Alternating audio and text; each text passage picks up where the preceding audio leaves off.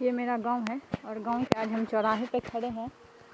यहाँ देखिए प्रधानमंत्री जी का जो योजना है जनता कर्फ्यू का भरपूर समर्थन मिल रहा है। सारा गांव चारों तरफ छोटा मोटा दुकान से लेकर बड़े दुकान तक भी सारा बंद है। हर जगह यहाँ कंस्ट्रक्शन साइट है, यहाँ पे कंस्ट्रक्शन चल रहा था, पर आज प्रधानमंत्री जनता कर्फ्यू योजना के तहत ये भी सारा गांव ये भी काम बंद है। और देखिए सारा गांव सन्नाटा है, सारा सन्नाटा है। देख रहे हैं इधर छोटा दुकान है वो भी बंद है।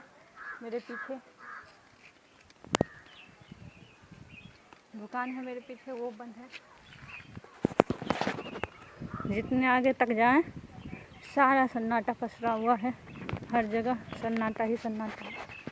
पूरे गांव का है भरपूर समर्थन प्रधानमंत्री जी का, क्योंकि कोरोना को हराना है।